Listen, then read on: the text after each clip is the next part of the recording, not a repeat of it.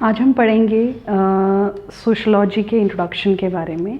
Sociology जिसको समाजशास्त्र कहा जाता है, तो ये समाजशास्त्र क्या है, ये पढ़ना क्यों ज़रूरी है, इन चीज़ों के बारे में आज हम पढ़ेंगे। तो समाजशास्त्र, अगर हम इस शब्द को देखें,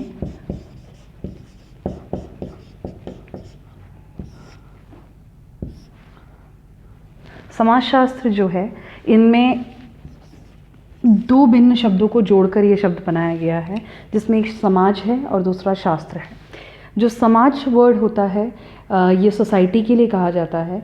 सोसाइटी मतलब वो एक ग्रुप जहाँ पे लोग, दो या दो से अधिक लोग जहाँ एक साथ रहते हैं या एक साथ काम करते हैं, एक साथ सम्मिलित होते हैं, उस एक ग्रुप को हम क्या कहते हैं? सोसाइटी कहते हैं। ओके, सोसाइटी में जो लोग होते हैं वो अलग अलग कारणों की वजह से हो सकते हैं।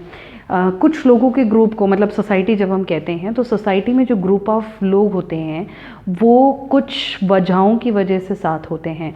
या तो उनका रिलीजन सेम होता है, या फिर उनकी जो जाति है वो सेम होती है, मतलब जाति सेम होना, धर्म का सेम होना, एक जगह से वो आए हैं, एक पर्टिकुलर जगह से। जैसे इंडिया की अगर हम बात करें तो इंडिया के जिस स्टेट से या सिटी से आए हैं, तो एक स्टेट या सिटी में रहने वाले जो लोग होते हैं वो एक साथ, क्योंकि वो एक जगह से ताल्लुक़ रखते हैं, इसलिए वो एक सोसाइटी में कहलाएंगे। एक जैसी भाषा बोलने वाले लोगों की एक सोसाइटी कही जा सकती है। तो वर्ग, धर्म, जाति, जगह, इन सब चीज़ों की वजह से अगर लोग साथ हैं, सम्मिलित हैं, तो उसको एक तरीके से क्लासिफाई किया जाता है। और दूसरा होता है एक जैसे काम करने वाले लोग। तो एक जैसा व्यवसाय, एक जैसे काम करने वाले लोग भी एक ही समुदाय के, एक ही सोसाइटी, समाज के कहे जाते हैं। ओके, सो ऐसे किसी भी समाज के बारे में जब हम उसका ज्ञान प्राप्त करते हैं, उसके बारे में पढ़ते हैं या उसका विज्ञान करते हैं, अध्ययन करते हैं, तो समाज के बारे में सीखना या समाज के बारे में समझना, जो उससे रिलेटेड फील्ड होता है, उसको हम समाजशास्त्र कहते हैं या सोशलॉजी कहते हैं। ओके, सो ये था समाजशास्त्र के बारे में। समाजशास्त्र पहले बहुत इम्पॉर्टेंट नहीं हुआ करता था, क्योंकि समाज मतलब लोगों का एक ग्रुप। लोगों में हम बहुत सारी चीज़ें, मतलब किसी भी पर्सन के बारे में अगर हम पढ़ते हैं तो बहुत सारी चीज़ें पढ़ते हैं, उनके शरीर के बारे में, उनके बॉडी के अलग अलग ऑर्गन्स के बारे में, और जैसे बहुत सारी चीज़ें होती हैं इस प्रकृति में, जितनी चीज़ें चलती हैं, यहाँ का वातावरण, ऐसे बहुत सारी चीज़ों में समाज इन्वॉल्व रहते हैं। तो पहले ये ज़रूरी नहीं समझा जाता था कि समाज के बारे में भी पढ़ना ज़रूरी है। लोगों का ऐसा मानना था कि क्योंकि हम व्यक्ति से लेके प्रकृति तक हर चीज़ के बारे में पढ़ते हैं, तो समाज उसमें इंक्लूड हो जाता है। अगस्त कॉम्ते नाम के एक व्यक्ति थे जिन्होंने इस चीज़ के बारे में इम्पोर्टेंस दी कि समाज के बारे में भी पढ़ना बहुत ज़रूरी है, और उन्होंने फिर ये नाम दिया कि समाजशास्त्र होना चाहिए, जिसमें हम समाज के बारे में पढ़ेंगे। तो समाजशास्त्र जो वर्ड है या सोशलॉजी जो वर्ड है, वो देने वाले व्यक्ति अगस्त कॉम्ते थे, इसीलिए उस व्यक्ति को फादर ऑफ सोशलॉजी कहा जाता है। ओके, तो वो सोशलॉजी के पिता कहलाते हैं। सो ये था इंट्रोडक्टरी पार्ट कि सोशलॉजी वर्ड से क्या रिलेटेड है। अब हम बात करते हैं, क्योंकि हम नर्सिंग फील्ड से हैं, तो एज अ नर्स हमारे लिए क्यों ज़रूरी है सोशलॉजी के बारे में पढ़ना। सोशलॉजी के बारे में पढ़ने से, सोशलॉजी पढ़ने से हमें बहुत सारी चीज़ों के बारे में नॉलेज मिलती है जो नॉर्मली हमें नहीं पता होती, कि जैसे कितनी जगहें होती हैं जहाँ हम रहते हैं, उसके अलावा कितने अलग अलग क्षेत्र होते हैं, अलग अलग वर्ग कितने होते हैं, अलग अलग जातियाँ कितनी होती हैं, अलग अलग धर्म कितने होते हैं। तो इन चीज़ों के बारे में जो नॉलेज है वो हमें सोशलॉजी से मिलता है।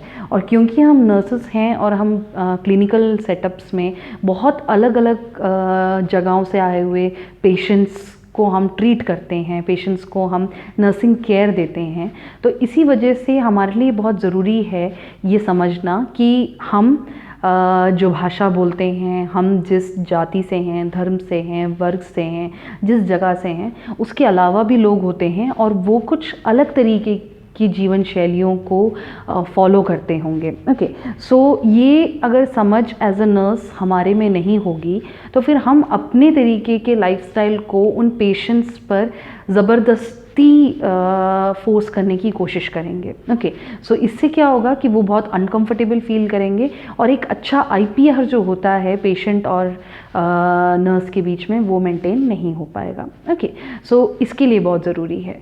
इसके अलावा वेशभूषा और जो खान पान होता है ये भी बहुत अलग अलग तरीके के होते हैं। अलग अलग जगहों पे अलग अलग रीतियाँ होती हैं, अलग अलग खान पान होते हैं, अलग अलग वेशभूषाएँ होती हैं। कुछ लोग कुछ टाइप के फूड को खाते हैं और कुछ लोग उसी टाइप के फूड को नहीं खाते होंगे। कुछ जगहों पे जो चीज़ खाई जाती है, जिस खाद्य पदार्थों का सेवन किया जाता है, कुछ और जगहों पे उस चीज़ को बिल्कुल ही उस चीज़ के सेवन के लिए मनाही होती है। ओके, सो ये समझना भी बहुत ज़रूरी है क्योंकि हम जब न्यूट्रिशन पढ़ते हैं तब हम पढ़ते हैं कि अगर जैसे मान लीजिए फैट की कमी है बॉडी में, कार्बोहाइड्रेट की कमी है, विटामिन की कमी है, तो किस पर्टिकुलर खाने में हमें क्या क्या पोषण मिलता है, ये सब कुछ हम न्यूट्रिशन में सीखते हैं। Okay, so as a nurse अगर हम जैसे हमारे पेशेंट में किसी भी पर्टिकुलर न्यूट्रिएंट की कमी होगी तो हम उन्हें ये कहेंगे कि आप एग खाइए या आप नॉन वेजिटेरियन खाना खाइए। हम उन्हें अगर ये कहेंगे ये खाओगे तभी आपको ये न्यूट्रिएंट मिलेगा, तो ये चीज़ गलत हो जाएगी क्योंकि हमारे लिए जानना ज़रूरी है कि वो व्यक्ति क्या किस टाइप का खाना खाते हैं। क्या वो वेजिटेरियन हैं, क्या वो नॉन वेजिटेरियन हैं। अगर हम सिर्फ उन्हें एक टाइप ऑफ फूड का ऑप्शन देंगे तो इस वजह से हो सकता है कि वो पर्टिकुलरली उस टाइप का खाना क्योंकि वो नहीं खाते हैं उस वजह से उनकी जो भी हेल्थ कंडीशन है वो ठीक ना हो पाए। ओके, तो जो सोशलॉजी है इसके पढ़ने से हमें एक ब्रॉड पर्सपेक्टिव मिलता है, एक समझ मिलती है कि हमें किस तरीके से पेशेंट्स से व्यवहार करना चाहिए। अलग अलग जो तरीके होते हैं, लाइफस्टाइल्स होती हैं, अलग अलग जगह जो होते हैं, अलग अलग भाषाएं जो होती हैं, खान पान जो होता है, उन चीज़ों को रिस्पेक्ट करने का एक जो नॉलेज है वो हमें सोशलॉजी से मिलता है क्योंकि सोशलॉजी में हम बिल्कुल डिटेल में पढ़ लेते हैं कि अलग अलग जगह के लोग अलग अलग तरीके का ये सारी चीज़ें फॉलो करते हैं। ओके, सोशलॉजी हमें इस चीज़ के लिए भी हेल्प करता है ये समझने के लिए कि किस टाइप के प्रॉब्लम सोसाइटी में फेस होते हैं। एज अ नर्स हम सिर्फ हॉस्पिटल सेटिंग्स में काम नहीं करते हैं, हम कम्युनिटी सेटअप्स में जाकर वहाँ पे नॉलेज भी अवेयरनेस भी, नॉलेज देने की भी कोशिशें करते हैं। ओके, सो हम जब किसी कम्युनिटी में जाते हैं तो सोशलॉजी हमें मदद करता है ये जानने के लिए, ये समझने के लिए कि हम जो जानते होंगे उससे बहुत चेंज सिचुएशंस भी हमें कम्युनिटी में देखने को मिल सकती है। तो इस पर्टिकुलर सोशलॉजी की हेल्प से हम जब कम्युनिटी में जाएंगे पेशेंट्स को अवेयरनेस देने के लिए हेल्थ रिलेटेड, तो हमें बहुत हेल्प मिलता है ये एक थिंकिंग रखने के लिए कि वो क्या समझ पाएंगे, उन्हें क्या आता होगा। कुछ अगर उनमें कुछ लोग पढ़े लिखे नहीं होंगे तो उनके साथ कैसे डील करना है, ये सारी चीज़ों का हेल्प भी हमें किससे मिलेगा, सोशलॉजी से। सो इस तरीके से हमने इस बारे में डिस्कस किया कि सोशलॉजी कितना इम्पॉर्टेंट होता है, सोशलॉजी के बारे में पढ़ना कितना इम्पॉर्टेंट होता है नर्सिंग फील्ड में। ओके, सो आज हमने सोशलॉजी के इंट्रोडक्शन, सोशलॉजी के इंपॉर्टेंस के बारे में पढ़ा। तो आई होप आपको ये टॉपिक समझ में आया होगा। अगर आपको कोई भी डाउट है तो आप पूछ सकते हैं। Thank you.